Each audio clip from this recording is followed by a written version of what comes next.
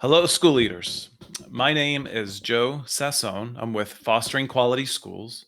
We've been collaborating with your district leaders who believe all school leaders deserve support during this time of crisis. I want to introduce very quickly my colleague, Melissa Lambert. Hi there, Melissa Lambert. So great to be here. And COVID has forced us to confront some unprecedented challenges. And teachers, principals, and school support staff did heroic work this spring to offer stability for students' families during this crisis.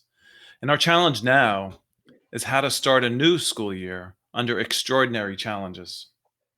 Students will need help coping with trauma they experienced during the pandemic, processing national protests of the systematic racism in our country, and readjusting school.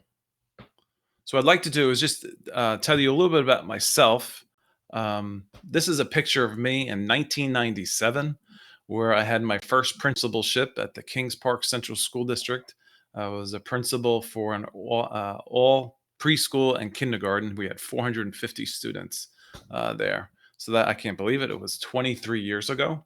I have spent my time as a special ed teacher in education, a guidance counselor, a school and district administrator, and most recently as a school and district turnaround specialist.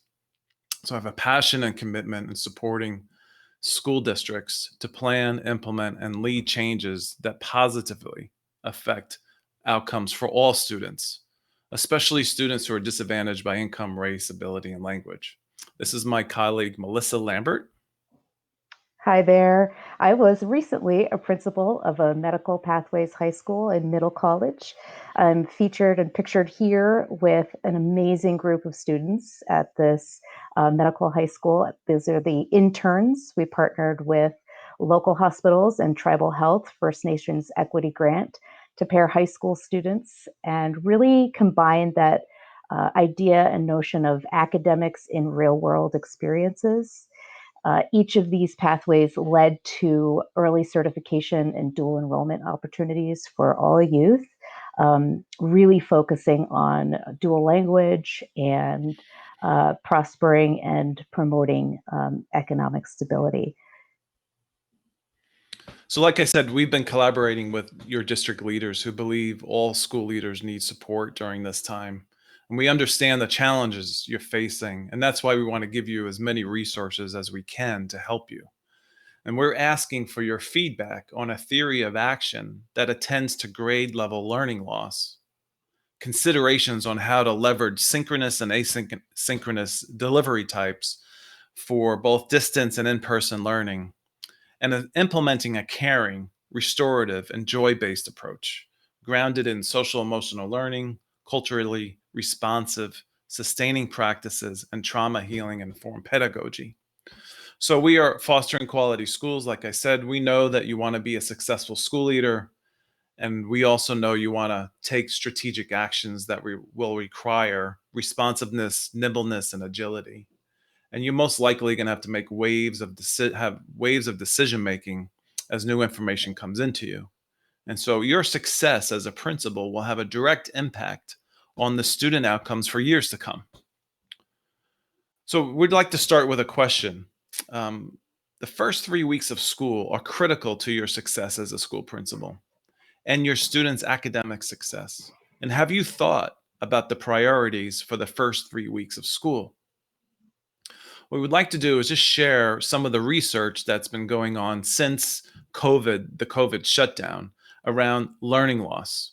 Now, we've all experienced students with learning loss in our careers before. We have dealt with students who have battled chronic absenteeism. We've had natural disasters that we had to deal with, like Hurricane Sandy.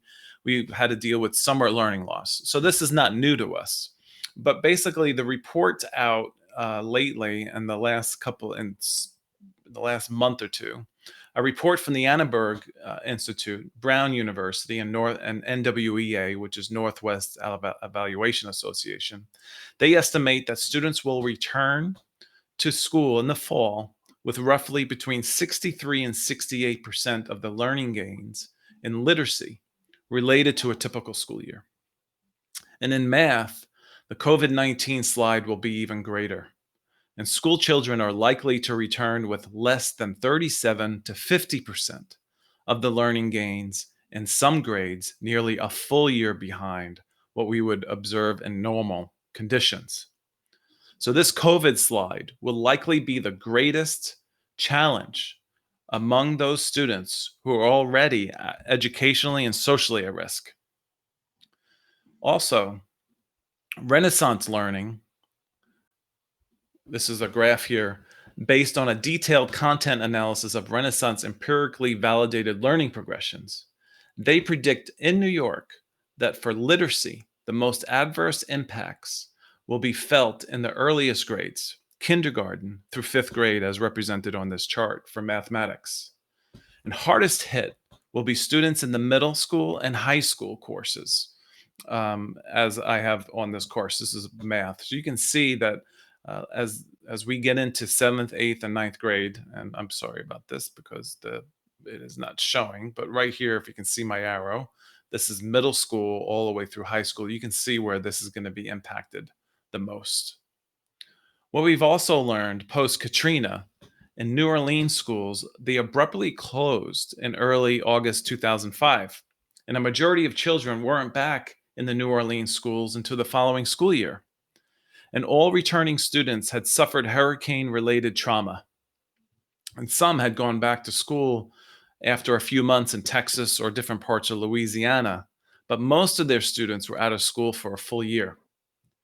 And educators need to know what the post-Katrina educators tried and what they learned. So first, how about how much students had lost? Students came back on average after Katrina more than 2 years below grade level, some much more, and the losses were dramatic in mathematics. The degree of learning loss couldn't be predicted by family, income, prior school, student age, or pre-Katrina grade levels. And it took multiple years of individualized attention to resolve the largest learning loss.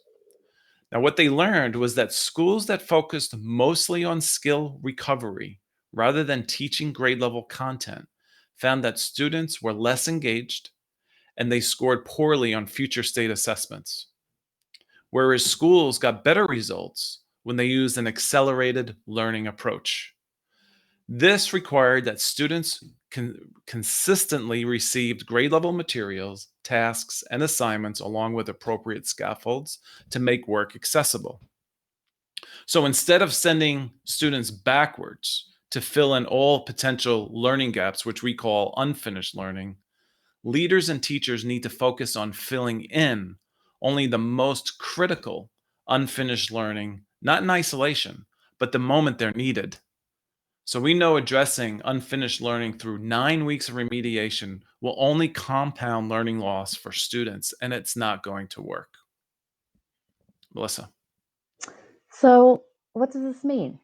Really, we're talking about accelerate, don't remediate. When school returns, emphasizing grade level content is an academic priority. And there are evidence based practices that can help you achieve this. We would like to share these practices and offer an approach as you prepare and think about your priorities for the first few weeks of school. To do this, we start by asking, is learning loss a significant concern for your students after COVID closures and remote learning? If so, do you have a shared instructional framework that attends to grade level instruction with targeted support for all students and one that distinguishes asynchronous and synchronous delivery models? Do you offer your staff a deep understanding of explicit actions that unite and embed social and emotional learning and culturally responsive teaching practices? And do you have a clear and shared understanding of an assessment continuum and how to use just in time assessment practices to immediately inform and accelerate student learning? If finding solutions to these challenges resonates with you, we invite you to meet and collaborate with us so that we may share resources and gather feedback on the work so far. Please join us on Tuesday, July 21st at noon, and we really look forward to seeing you there. So thank you everyone for listening to us, and we hope to see you on Tuesday.